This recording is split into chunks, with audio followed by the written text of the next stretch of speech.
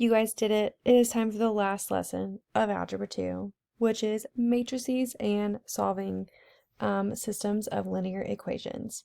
So I'm not going to say I saved the easiest one for last, but I might have.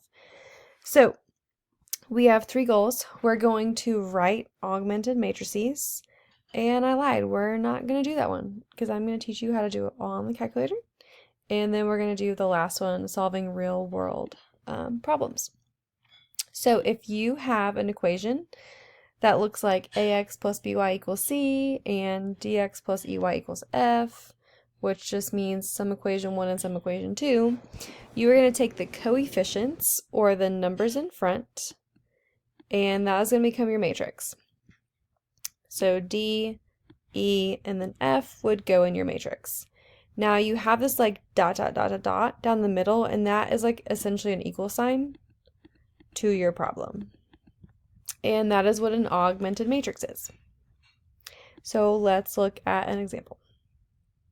In an augmented matrix, each row represents one equation. So like this row is one equation, and then each column represents the coefficients or the constants. So like that would be a constant. There's your coefficient of y and x. So let's look at an example. You're going to write an augmented matrix, and that is it. So in this first one, you're going to take the coefficient of a 3 and put it there. Then you're going to take your next coefficient, which you don't see, so you can assume there's a 1 there. So your next coefficient would be -1. Go ahead and put your dot, dot, dot, dot, dot to represent an equal sign, and then 10. And then lastly, there's 1x and 1y and a 6, and you're done. You wrote an augmented matrix. Now they can make it a little bit more difficult by missing terms or just making the matrix larger. So in this one I have an x and a y and a z, and then an equal to. So the first coefficient, there's a 1 with the x, there is a -1 with the y, 2 with the z, and then a 2 after the equal sign. So this column are all of your x's, this column, all your y's, all your z's. So the next problem, you have an x and a y, but you are missing a z. So how will that affect it? We'll have a 2 and then a 1, but I don't have a z, so you're going to put a 0. So that is the way they can trick you, is you need to make sure the 0 goes in the right spot. And then you have another 0 because it was over here. Then I had an x and a y and a z again, so I was good with 4, -3, 1, and 1. And you're done. So you wrote an augmented matrix. That would for sure be on a non-calculator portion of your test. Now with an augmented matrix, you can use them to solve. So to solve a system of linear equations using augmented matrices, you're going to use elementary row operations to write row equivalent matrices until you obtain one that is in row echelon form. So we're going to let the calculator do all of that for you, but we're going to put it into row echelon form. So row echelon form has 1 along your diagonals with 0 everywhere else, and then your answers are going to be after the equal sign. Okay, now I wrote down all the steps you need to type this in your calculator, but I will go through with you how to do it. So it says, hey, solve this system using augmented matrices. So step 1 is to make an augmented matrix. So take all your coefficients and put them in an augmented matrix. So 4, 3, 14, 2, -1, and -8. So what you need to do is program this matrix into your calculator. So you should remember how to do most of that. So I'm going to hit second x -1 to pull up the matrix. We are going to go over to edit, and I'm going to hit enter. Number 3, enter the matrix dimensions. So this is a 2 by 1, 2, 3. So I have a 2 by 3 matrix. So 2 by 3. Not 23 by 3. 2 by 3. So now we're going to type in our numbers. So 4, 3, 14, 2, -1. It's going to yell at me. -8. So once you have your matrix in, there is no ... in the matrix, by the way. You just kind of have to pretend it's there.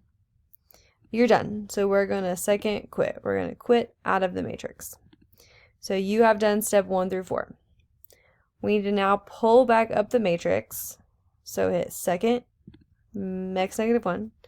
Now we're going to go over to math. Here's where all of our math stuff is. I am looking for RREF, which stands for Reduced Row Echelon Form. So if you scroll up, you may get there quicker. It is, I think, B in my calculator. I don't know if it's different for you guys, but you're looking for RREF, Reduced Row Echelon Form. Once you have it, you're going to hit enter. And then you have to tell it what matrix. So we're going to go back to matrix. And matrix A was the one that I edited. And then that's your answer. And you hit enter. So you're going to see this row echelon form with the ones and the diagonals. And then here's your 2 answers. Okay. So the first one is going to be your X, and the second one is going to be your Y. So your answer would be X equals, oops, that's not it, -1, and Y equals 6. Sometimes they want you to write a order pair as an answer. So like the answer would be -1, 6. And that's done. So your calculator will do everything for you if you follow these steps. So let's do one more, and then I'll let you try some on your own. So solve it using matrices. We're going to first write it in augmented matrix form. Now I'm going to take this and go plug it into your calculator. So let's try and make this smaller. So press second matrix. I'm going to go over and edit. For funsies, I'm going to edit C. That is a 2 by 3 matrix with the numbers -3. Nope, it was 3, 2, -2, 11, -1, 6, 7, 6, 7. Oh gosh. Now I'm going to quit out of this matrix. I've programmed it. Now, to find the answer, I need the reduced row echelon form. So go second matrix. We can scroll down or scroll up. Reduced row echelon form. Now I typed my matrix C, so let's go find matrix C. Hit enter. There's your answer. So there's your reduced row echelon form with your answer of 5 and 2. So your answer to the system would be 5, 2. And that's how you solve a system. So fun. So you guys try the next 2. You've got a very similar one, and then you have a bigger matrix. So press pause, try these 2, and I will show you the answers. All right, for the next one, you should have gotten -4, -1. If you didn't, let me know. Maybe you just typed something in wrong. On the next one, there is what your fancy matrix should have looked like. You've got a 1, 2, 3 by 1, 2, 3, 4. So you should have entered a 3 by 4 into your calculator. This is what your calculator spit out to you. And so just know that's your X, and your y and your z. So you'd have x equals that, y equals that, and z equals that. Kind of hard to write that in a order pair since it's more than 2 numbers. So the last thing we can do is apply this to real world problems. So let's take a look at an example. A store is selling backpacks, handbags, and duffel bags. Well, 1 backpack, 3 handbags, and 2 duffel bags is that price. 2 backpacks, 3 handbags, and 1 duffel bag is that price, etc., etc., etc. So we're going to take all this information and turn it into an augmented matrix. So the first one, you've got a 1, a 3, a 2, and a price. So take those 3 things and then do your like ... price. Then your next row would be 2, 3, 1, and then that price. And then your last row is the 2, 4, 1, and then that price. Now then all you have to do, program that in the calculator and do the reduced row echelon form. So I'll give you some time, press pause, program that in the calculator, and we'll talk about what your answer tells you. So when you type it in the calculator, you will get your ones along your diagonal with a 20, a 41, and a 26. And so your X, your first number were backpacks. So a backpack is 20 bucks. So the answer is either C or D. Handbag is 41. Duffel bag is 26. So your answer would be C. And that's how you solve real world problems with an augmented matrix. So you guys try the rest of the page, press pause, and then we'll go over the answers. Press pause, don't cheat, come on.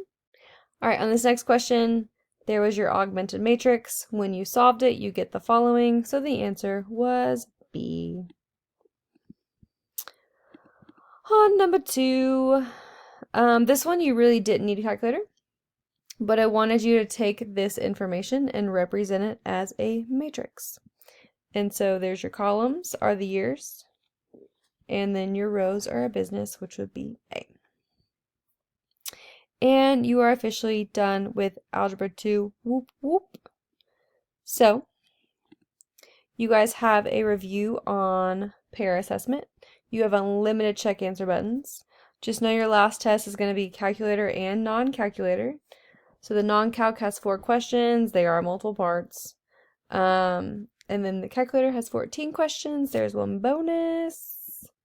That's not right. So yeah, head to Canvas, work on your little review, and congrats on being done with Algebra 2.